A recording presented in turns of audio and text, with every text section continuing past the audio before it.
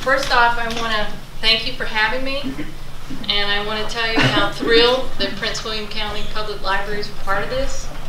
I do work for RELIC, which is the Ruth E. Lloyd Information Center, and it's for genealogy and local history. Part of our mission isn't only to assist family researchers, but also to preserve local history, which is what we're going to do tonight. What you're going to see tonight isn't exactly a typical oral history interview, because we're going to have a panel, and it might appear that I'm being a little touchy about time, and I might be prompting them to hurry up a little bit, but there's going to be follow-ups, and their entire story will be made available. So what you're going to get tonight is a tease, a preview, or think of it as a movie trailer. More to come. Okay. I'm going to start by introducing our panel, and I'm going to read their names, and after which they'll come up and have a seat at our table. The first man that I'm going to introduce, he has been referred to as the man who brought electricity to Prince William County. So thank you for the lights tonight.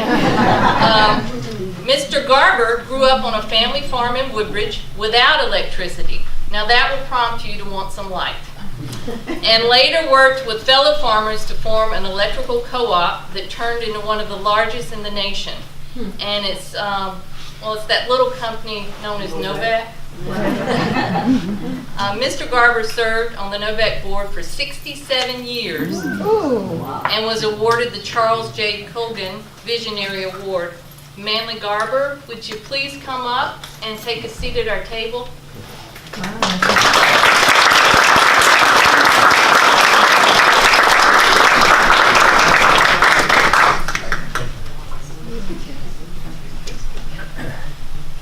Hilda Barg's family roots in Woodbridge go back over 200 years. Ms. Barg was a small business owner prior to serving 2 decades as the Woodbridge District Supervisor. Ms. Barg brought a human service focus to the board and is the namesake for the Hilda Barg Homeless Prevention Center. Since retiring from the Board of County Supervisors, Ms. Barg has remained an advocate and activist, serving her community on nonprofit boards and committees. Hilda Barg, would you please come sit at the table?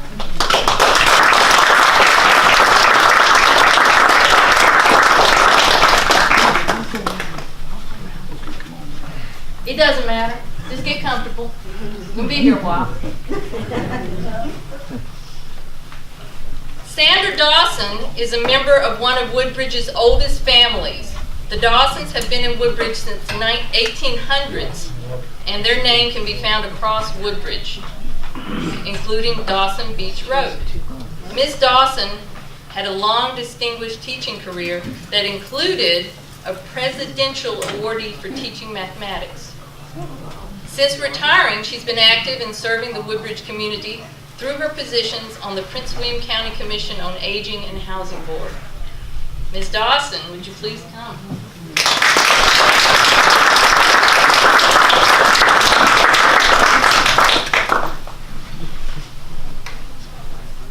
Lillie Jessie is a long-term resident of Woodbridge who dedicated 35 years of service to the Prince William County school system. She was the assistant principal of Potomac View Elementary School and retired as principal of Elizabeth Vaughn Elementary. She is the author of 2 anthologies on collaborative administration and teaching and currently serves on the Prince William County School Board.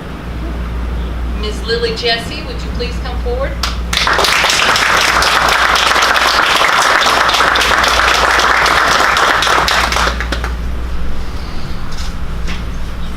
Anthony Williams' family came to Woodbridge in the 1800s. I'm seeing a pattern here. His grandfather, John Bell, was the first minister of the Neabsco Baptist Church. Mr. Williams worked for the Federal Reserve for 35 years. During that time, he also worked as a professional actor and has starred in numerous films and television programs. Mr. Anthony Williams, would you please come forward?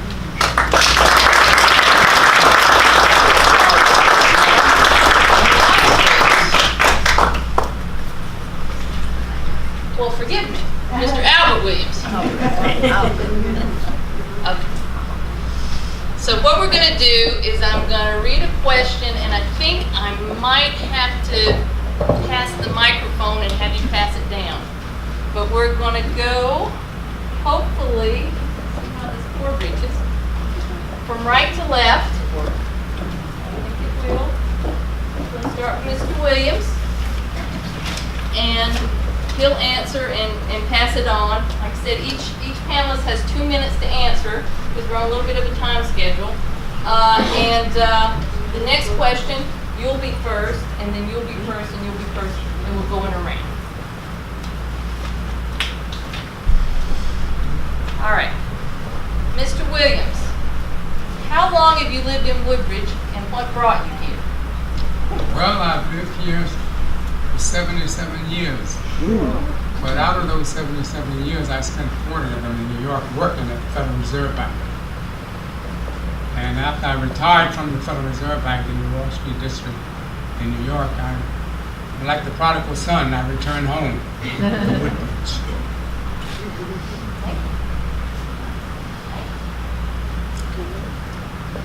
Hi, Lillie, Jessie. I was following a Marine.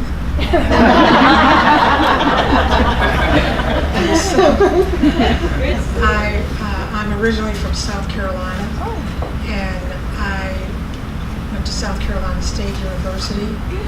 I was one of those people who grew up in the segregated South and really wanted to move to an area that was more integrated. And so I took a Greyhound bus and ended up in Dixon, Illinois. I worked at an institution. There was a time where special ed students were not allowed to go to public schools. And so I worked at this institution of 6,000 patients. And my husband, Richard Jessie, had a sister there. And he was in Vietnam. She passed away, and he came home. He was the only member of his family who really left, and buried her. And that was in 1965 or so, and we were married on Quantico base in 1970. I've been here since 1970. So what brought me here, I was chasing a guy. Well, there's worse reasons. But my work is with special ed, so I worked at Muriel Humphrey School. Also, I worked at Muriel Humphrey School. Also, it was on Bennyville and Smoketown Road, and that school had students who were not allowed to go to public schools, and I worked at that school until that school was torn down, and the little church that was across the way. Thank you. Ms. Dawson, what brought you here? And how long have you been here? Okay, well, I actually grew up in Arlington County. That's where I was born and went to school. But every weekend, because my grandparents and my great-grandparents lived in Woodbridge, Dumfries, and Triangle, every weekend we'd go to the country. That's what it was called. And we'd get on the Shirley Highway and come down to Route 1, and we would visit my grandparents and my great-grandparents. I actually retired in 2005, and that's when I actually moved into Woodbridge to be with family. So I'm really speaking more for my ancestors and their long tenure here. My great-grandfather, J.L. Dawson, was a farmer. He owned a farm up on 123, which he later sold, and it became the Lorton Penitentiary. And the inmates there at Lorton continued to operate the farm for a number of the years. And many men in Woodbridge and various areas in Prince William County actually worked at Lorton Penitentiary. After he sold that, he bought a second farm, Deep Hole Farm, which is now the location of the Occoquan Bay Wildlife Refuge. And there was a beach on the farm, and my grandfather used to stand on the road and charge people a nickel to go down to the beach. And hence, that became Dawson Beach Road. When they sold that farm, he actually lived in Occoquan for a while and was a Woodbridge County supervisor from Occoquan. At that time, he was the longest serving supervisor. I don't think that would hold, he doesn't hold that record any longer. After that, he moved east of the railroad tracks in Woodbridge down in Featherstone, which was named after Featherstone Farm.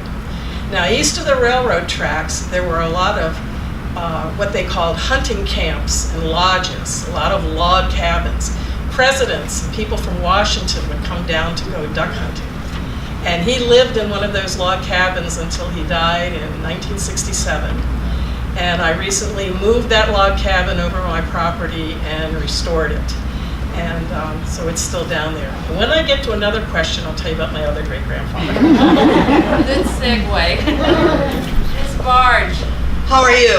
It's so great to see so many folks out here tonight, and I am so pleased that you have the Civic Association, because we used to have those homeowners associations, but little pots here, little, homeowner associations there, and they didn't really, it was hard, but now you're all together, and I think it is a wonderful job that you guys are doing.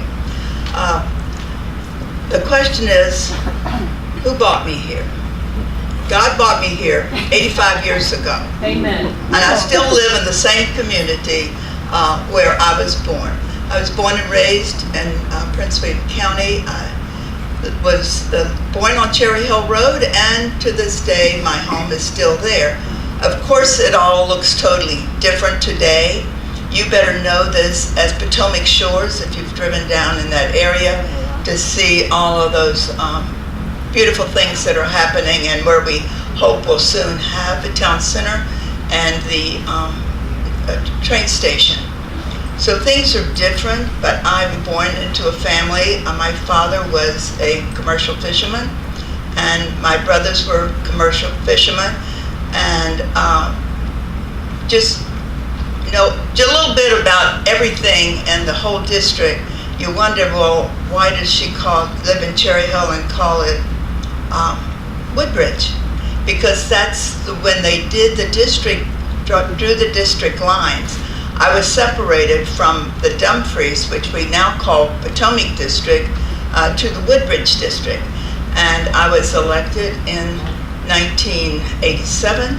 I served the district for 20 years, and the district does look much different now today than it did 20 years ago, and that is a good thing. You might say that Woodbridge was, like a city, a town, a district, I should say, that didn't look very pretty in those days, but it took a long time before we even got the first bonds passed to start the Route 1 project. But yes, you have to have ugly before you get to the good stuff, and that's coming, folks. So stick together and support your supervisor, and that's how you get things done. Never give a politician a mic. Mr. Garber, how long have you been here? What brought you here? When we moved here in 1932 from the Shenandoah Valley up back to Bridgewater, and there was a depression. The banks closed. My father and his twin brother and my grandfather had 3 farms. So they had to do something to make a living. So we moved here, and my father and his brother started hauling garbage out of Washington from hotels and restaurants, feeding hogs. And we bought feeders and finished hogs. So I wound up where Home Depot is, and I kept 2,500 to 3,000 hogs there. And I can go back, and all the ladies that have spoken, she was talking about Merle Humphrey School. My first house was right across from there where the Snoco station is, and then that was Bethel School. And my aunt, Ruth Ruff, and Ms. Robinson taught 4 grades. So my oldest children ran across there to school. But I went to Occoquan School, and Elizabeth Vaughn was the principal and taught math. So what little education, I got all the education I got right there at Occoquan School. And so I've seen all the changes, and Hilda Barg's talking about the fishing. We lived in Featherstone from 32 to 42, and my future father-in-law, he fished with the prisoners because they had a dairy, they had a hog farm, and he fished with prisoners for the prisoners. And Warren Clark, who he talked about at the post office, they were partners, and on the side they fished and shipped fish to New York. So all that went along. And you're talking about Warren Clark and the post office, then there was Benny Noser Reed that carried all the mail to Woodbridge, and one of them couldn't drive and the other couldn't read. But they got the mail through, and what they did, they left at all the country stores like Clea Russell's and Ida Davis's, they left certain mail there.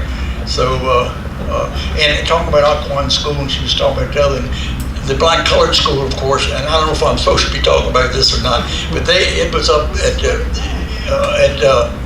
Minnieville and Old Bridge Road, and that was a black grade school, and high school children had to go to Jenny Dean and Manassas. So I've just seen all of the changes, and so that's what brought us here. That explains a lot about the post office and postal service. Could be carrying on today. Our next question is, what neighborhoods have you lived in, and what would you say are the defining characteristics of the neighborhood when you moved there? Ms. Lillie? My husband and I lived in I think it was called River Oaks apartment, but they were next to Potomac Crest, I think, yes. And we were renters, and our first home was Occoquan Overlook, I think it's called. And when I look back, I should have kept that townhouse because I think I paid $30,000 for that townhouse, 4 bedrooms, hardwood floors throughout. And now I moved to a home that was quite a bit more, and now that townhouse, I think, is valued at the same value that the house I live in now, when we bought it. We bought it from Mike Garcia. But I've lived in various neighborhoods, but I've always lived, when we came, I don't think there was a, quote, Lake Ridge neighborhood, but we lived in the townhouses there when Montclair had the gate, and it was great to be in what I call Montclair. Jessie and I moved to Montclair, and then we followed that by moving back to Woodbridge, and I lived right next door to Antietam Elementary for a period of time. And then, of course, I'm now living on Amisaw Road, which I'm told has a story. I think it was owned by the Lynns. Am I correct about that? Or the Garbers? Do you own that property? I think you own the property. Amisaw Road, behind your boating place. My brother owned that deal. I think the Garbers owned everything. But I actually moved into that neighborhood because I was principal at Vaughn Elementary School for 20 years, and we were very transient. And we were getting students every day, and someone came in and said, can you tell me, I'm moving into the new neighborhood, Lake Amisaw. And I really did not know where Lake Amisaw was, and I made the mistake of driving back into Lake Amisaw and ran into Mike Garcia, who sold a house to me. Really, within a few days, he was able to convince me. But I have lived in various neighborhoods, and I've seen a lot of growth, and I don't want to go into it in detail now, but this is some progressive county. And when I moved there, they said, your kids are going to go to Garfield. And for some reason, Garfield didn't have the reputation. And I said, I'm fine with that. My daughter went to Garfield. She was in the IB program there. When she went to Virginia Tech, she was ahead of everybody. It was like a year ahead of everyone. So we have great schools in this county. Thank you. Dawson, where have you lived? Where have I lived?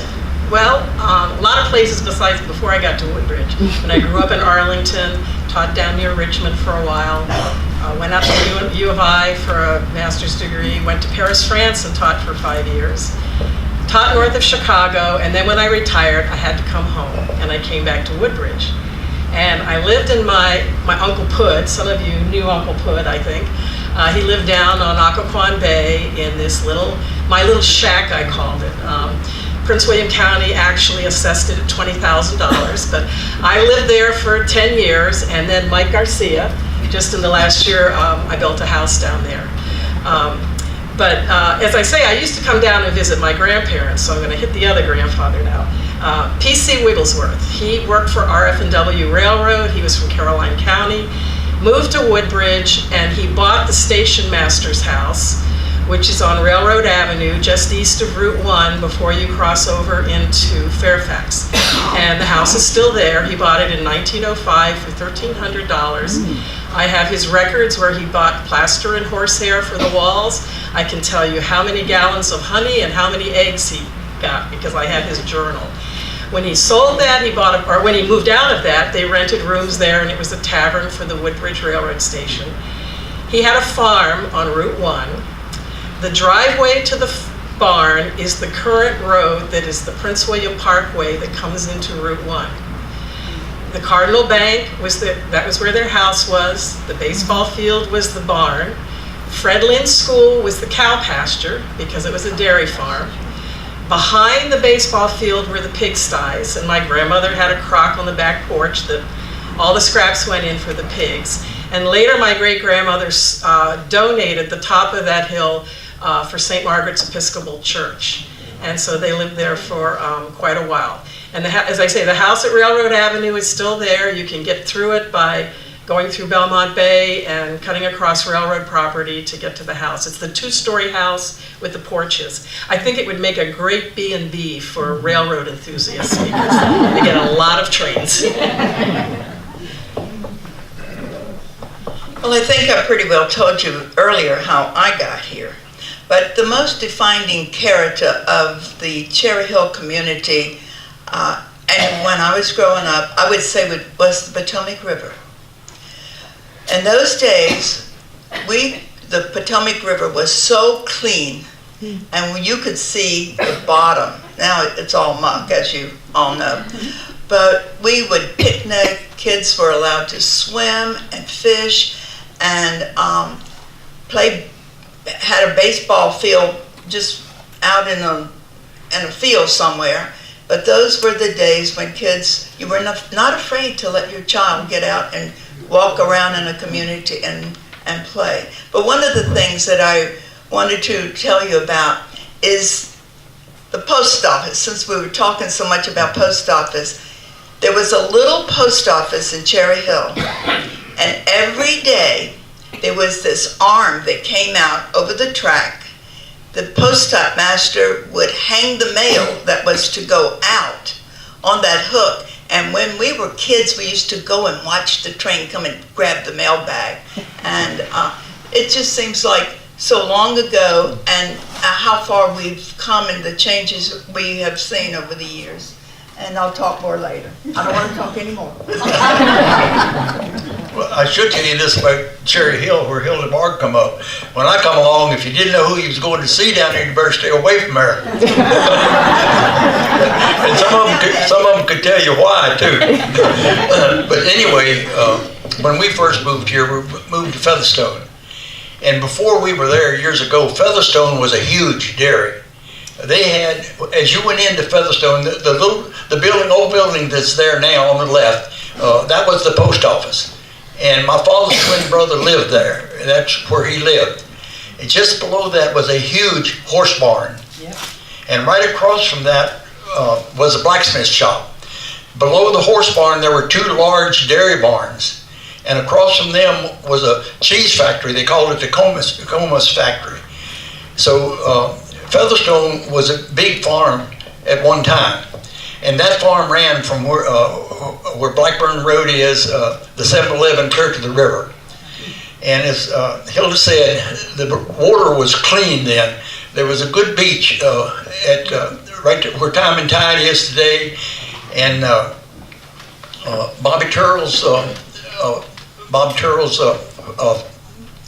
grandfather used to pick us up, Pal Davis and them. And we spent a lot of time in that beach. We didn't have running water. We didn't have electricity. So especially in the summertime, that's where we cleaned up. And another time we did it in a wash tub in the kitchen. I've just seen a lot of change. But then we did move. My father was with a group and his brother that built where a lot of you know where Law's auction is, and that was a livestock market, and it was a live auction of livestock and all kind of meats and everything every Tuesday. And so we lived straight across from that for 2 years, and my father managed that, and then we moved back, and that's when we moved back into the area around where Home Depot and all that. My father built a house. If you come down the Parkway and turn right on Minnieville Road, there was 200 acres there that my father and his brother had bought, and they paid $6,000 for that 200 acres, and that's land that's all grown up now. But the house, there was a telephone building there, and it went up to that, and they tore down the brick house my father built, and now that's the church and where we lived. I know you see me coming. But we got to hear about Mr. Williams' neighborhood. Well, like I said, I lived in, I was born and reared here, right here in Woodbridge, Virginia. But when I went into the military, I got stationed out in Fort Worth, California.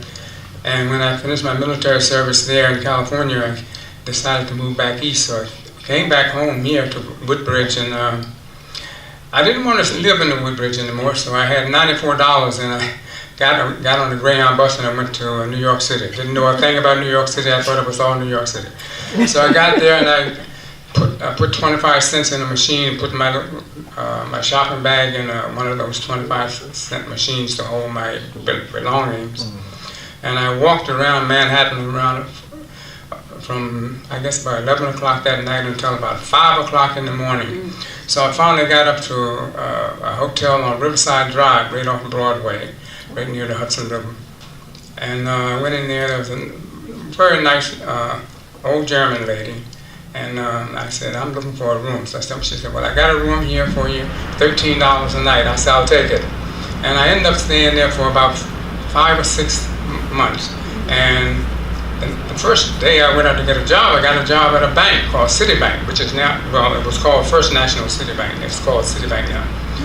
So one day I decided to take a long lunch hour, and I went down to the Federal Reserve Bank. I see they were hiring there at the Federal Reserve. And I asked for an extended lunch hour, went down there, took the exam. A few days later, I got hired, and I worked there at the Federal Reserve Bank, 33 Liberty Street, which is right there in Wall Street stock market district. So I worked there for 33 years. And the Fed was very good to me. They allowed me time to go and do my acting thing. I've been on all of the soaps, All My Children for about 8 years, One Life to Live, 6 years, and even Search for, nobody in here probably don't remember Search for Tomorrow. But anyhow, and I could just go on and on, but I'm not going to. But living here in Woodbridge was a lot of changes. And when I didn't have any, our family, we didn't have any electricity or any running water or anything like that. By the way, before I go any further, I want to say, I had a wonderful conversation with Mr. Garber. He knew my father. You know, my father knew Mr. Garber. And Hilda Barg, I've known that family, the Dents, all my life. And it's an honor really to be amongst you people who knew my father, knew my family. You know, I'm blessed and very proud to be among you all. Miss Jessie and you, I'm proud to be amongst you people too. You know, thank you so much. But I could go on and on and on. When I lived in New York, I lived in a very upper class neighborhood where Martha Stewart lived on my block, Calvin Klein, that Kennedy boy that got killed in the plane crash. Him and his wife used to rollerblade in front of my apartment. I lived in the apartment was brand new when I moved here. But anyhow, I have I'm trying to write this book. I've been writing it for the last 4 years. And the person that inspired me to write this book is Mrs. Hilda Barg. And Hilda, thank you so much. You've done so much for this county. I always take clothes and things over there to that homeless shelter.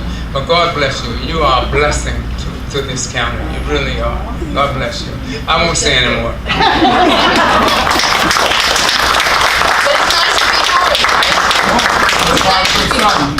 Welcome back. All right, Miss Dawson, you get to go first this time. When you were growing up, or you first moved here, or you moved back, what were the places to go for shopping or things to do in Woodbridge? In other words, what was hot?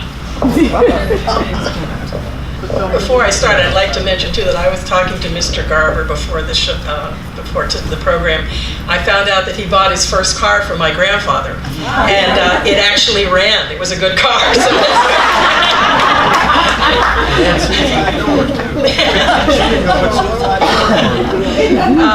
no, but my father was born here in 1927, and he remembers the sign on Route 1 that said population 101, and he thought he was the one.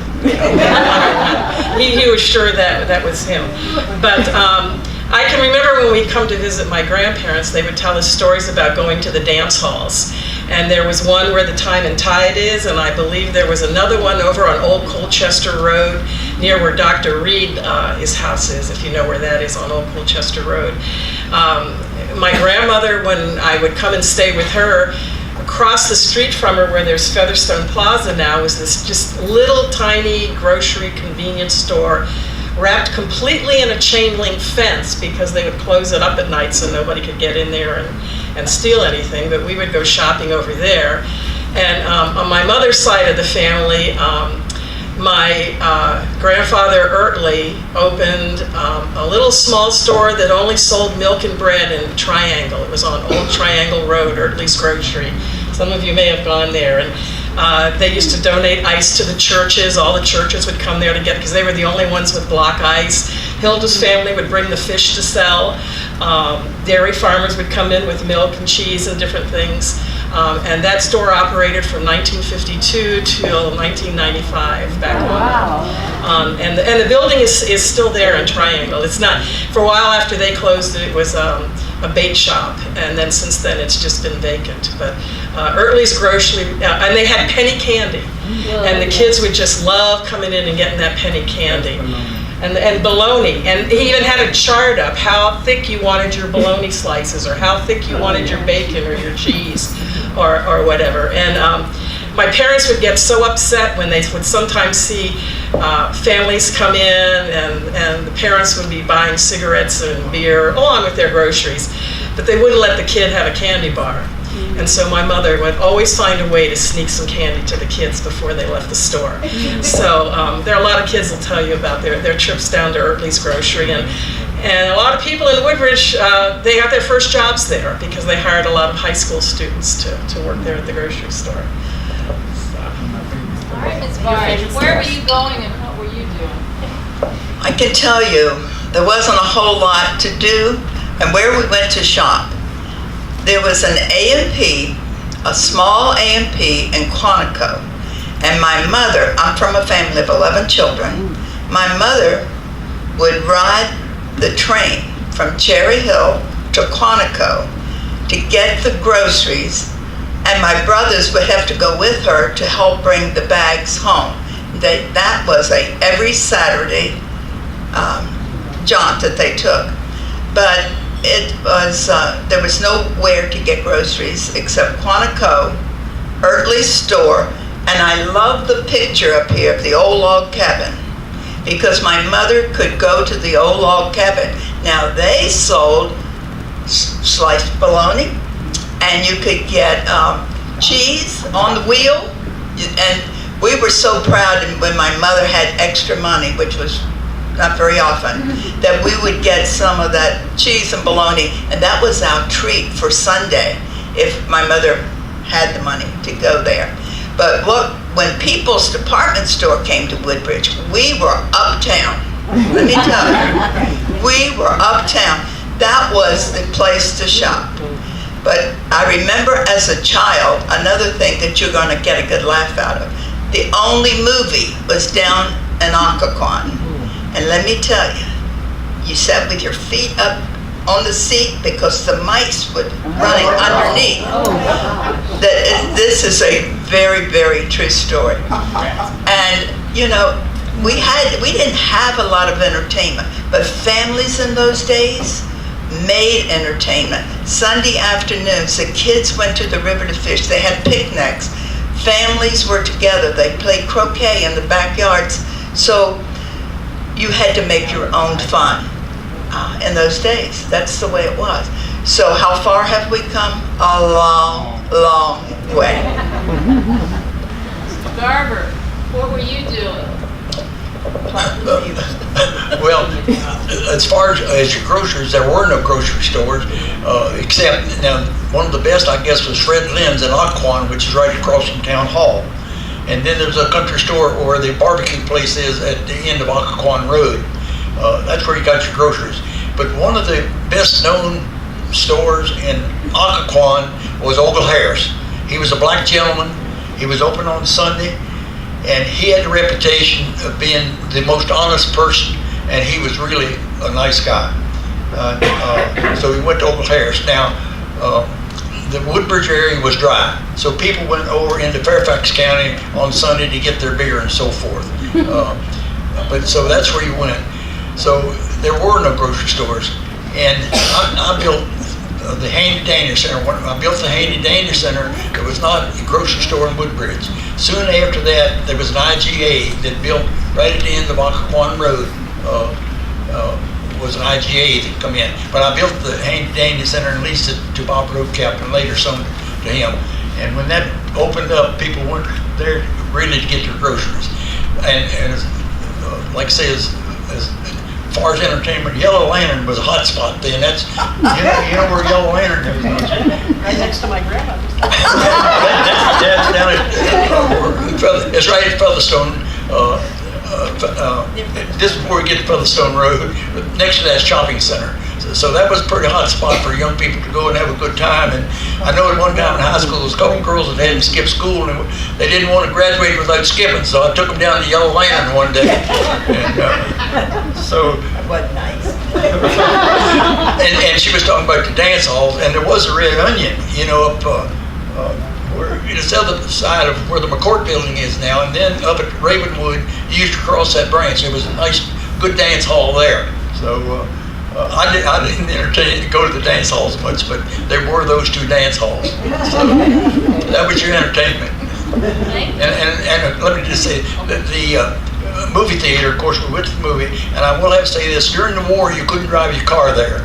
And Lynn, who owns this, his grandfather and I were close friends. We dated two girls over in Colchester, and so we used to row the boat from the marina over there up to Occoquan to the movies and row back. So that's the way we got to the movies, because we couldn't drive. Well, there were no grocery stores, but plenty of dance halls. All right. Mr. Williams, what were you doing? Well, there wasn't too much for, at that time we were colored. There wasn't too many things for us to do. We did go to that movie house down in Occoquan. It was very segregated at that time. That was before, prior to 1964, the signing of the Civil Rights Act. But anyhow, we would go to the movie house there, and rats would be crawling around there sometime, and I guess, coming from the water, that Occoquan River. And the last time I went there was in 1952. And I went there and I saw this movie with Marlon Brando called On the Waterfront. And I never went back there again. And the other place is an early store down in Triangle, Virginia. And yes, that building is still there, and that store had the best cheese and the best bologna. Oh my God. And also, there's another store too, a log cabin down on Route 1, where Blackburn Road meets Neabsco Mills Road now. By the way, Neabsco Mills Road used to be called Bethel Road, and then it became Potomac Road, and then it's now Neabsco Mills Road. And that road is being widened, I think, that within the next couple of years. And I live right there. I'm about the only person that's living on that road, on the original part of that road right now. But anyhow, there wasn't much for black folks to do. And I remember I had to walk from, I don't know if you all know where Freedom High School is. That's where my house is, right across from Freedom.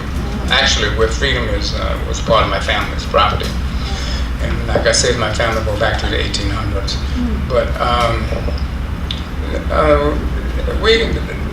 Doc Hampton's log cabin, which is where the 7-Eleven is right now on Route 1, where Blackburn Road meets the Apsco Mills Road. That's the 7-Eleven. Before that 7-Eleven was there, it was a log cabin called Doc Hampton's Log Cabin. And Doc Hampton and his wife Goldie ran that log cabin, and my father had credit there. And my father was known all over Prince William County. In fact, when he died, it was, I would say, 50% blacks and 50% whites were at his funeral. And he was a very well-known man here in Prince William County. And Harry Turrell and his wife, they were all very good people. I don't want to go too far on because I'm writing this book that Ms. Hilda Barg inspired me to write, so I don't want to give up too much of the information. Thank you. Ms. Jessie, what you got to add about things to do? Well, I guess I represent the military piece of this because I came here, Jessie and I got married at the Quantico Chapel, and my girls laugh and some of my friends laugh because we had our reception at Bott's Fire Hall. I don't know if you guys realize, but Bott's Fire Hall, the fire station there, also had weddings as receptions. And so I remember getting out of my wedding dress and with the fire trucks there. I don't think they photographed that. But when there was no place to go, there was no place to shop. I had moved to Chicago. Department of Mental Health moved me to Chicago. I had a contract with them.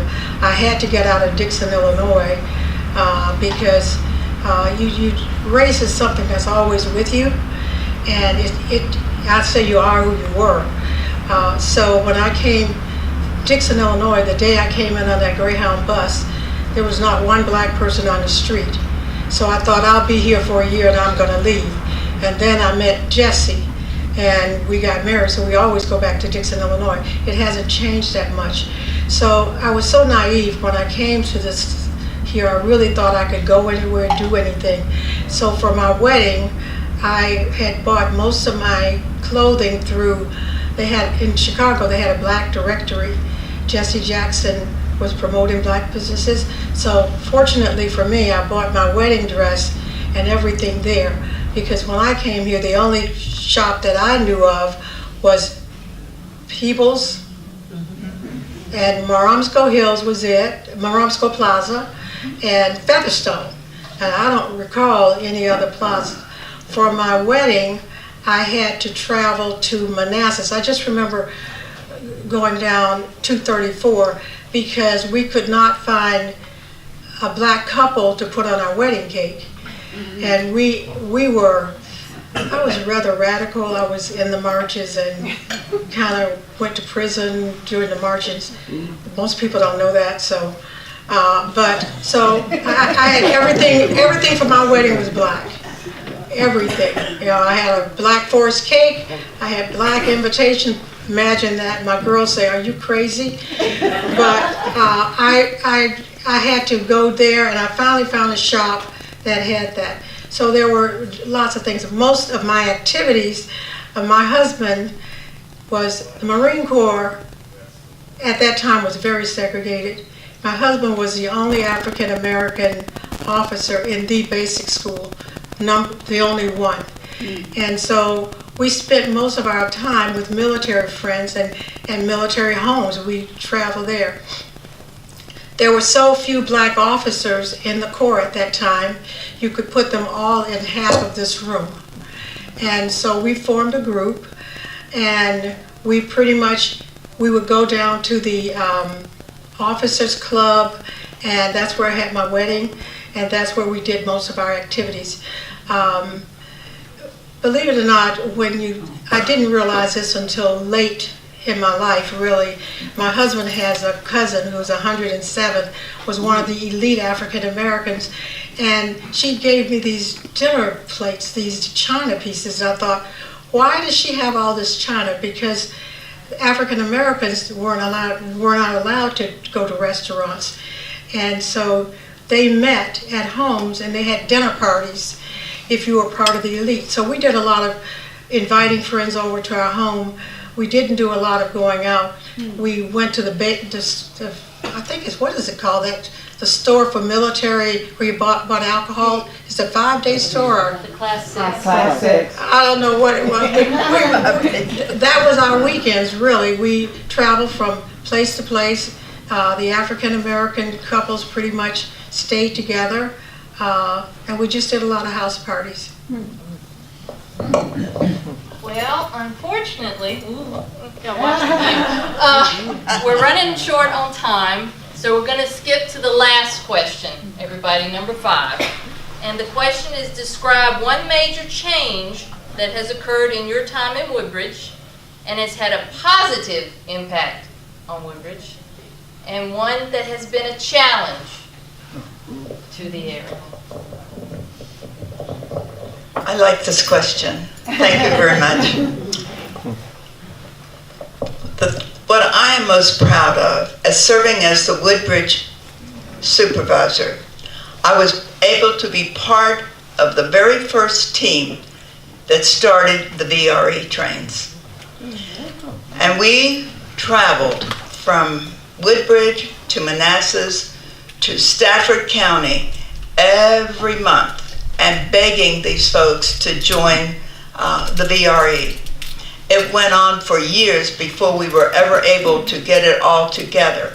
But I can tell you, it was so wonderful when we opened the Woodbridge train station. And everyone, many citizens would call me and say, "What are you thinking about? Taking out tax dollars and building that parking garage? Nobody's going to use the train. Nobody's going to park there." But I got to tell you, it wasn't about 2 years later when they were thanking me for what a wonderful job. Wasn't this a wonderful thing that we've gotten? The train can stop in Woodbridge and you can ride it to work in Washington.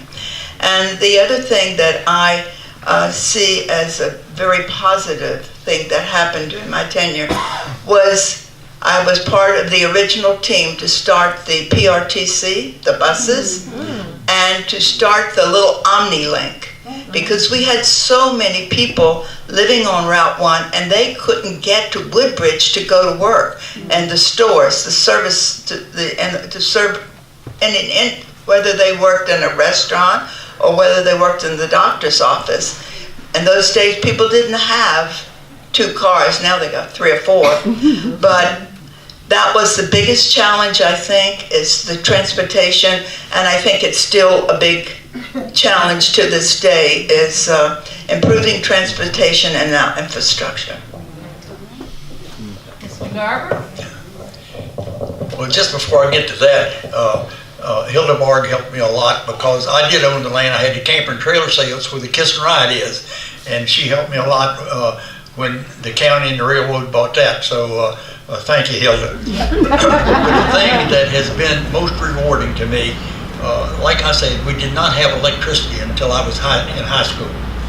And I built my first house at the intersection of Smoketown and Minnieville Road, where the Snoco station is now.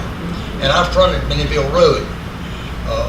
And VEPCO served that house because if you didn't live on the main road or in town, you couldn't get electricity. I built a house 1 pole away from that down in Smoketown, and the power company wouldn't serve that house. Then it was Prince William Electric, small, struggling electric cooperative. And they were serving a little farm down where Garfield High School is. They come up there and served that house, went through the field and served my farm buildings. Well then, later it got to be a problem. And people that don't realize, they should go back and find out what rural electric cooperatives are. Back in the Roosevelt administration, they formed what they called REA, the Rural Electrification Administration. And people in rural areas that could not get electricity would get a group together and elect a board of directors, and they would build their own systems. And the government loaned them money at 2%. Today, there's about 900 electric cooperatives in the country serving about 75% of the land mass and 25% of the people. But like I say, in this area, and I know people wonder why is Novec on this side of the street and the power company on this side. Well, it got to the point that the area of course, the power company wouldn't serve you, but if a good load come along, then the power company would parallel the co-op lines. So I believe it was 1953, the General Assembly drew a line halfway between where the co-op served and where the power company served. So then whoever area it was in had to serve it and the other one couldn't. Now it's Northern Virginia Electric, NOVEC, because we merged with Tri-County Electric in '83. And then Prince William had about 35,000 members and Tri-County had about 3,500. Today, NOVEC has been rated by J.D. Powers. Several years ago, they were rated the best electric utility in the U.S. over Duke, Dominion, all of them. They stay in the top 3. It's one of the 10 largest electric cooperatives in the country. And so that's been, I guess, the most rewarding thing to me, and seeing people be able to get electricity and treated fair, and people who get their power from electric cooperative, they are the owners, and all the profit will go back to them. So that's the most rewarding thing and I served on that board 67 or 68 years, and I was on the board of the Virginia, Maryland, Delaware Association for over 50 years. So that's been the most rewarding thing that I've done in my time. I just went off of that board. We can all say good job. Mr. Williams, something positive and something challenging. Well, I guess to me the most positive thing that I like that has came about here in Woodbridge is the opening of the stone bridge at Potomac Town Center over there by Wegmans. I think that is a wonderful thing. And the other thing that's kind of challenging is too many car dealers. And too many title loan companies, so.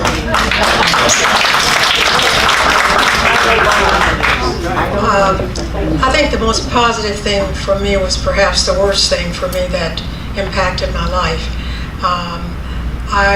I grew up in a school system where we didn't have access to books, and we didn't have parents who read to us.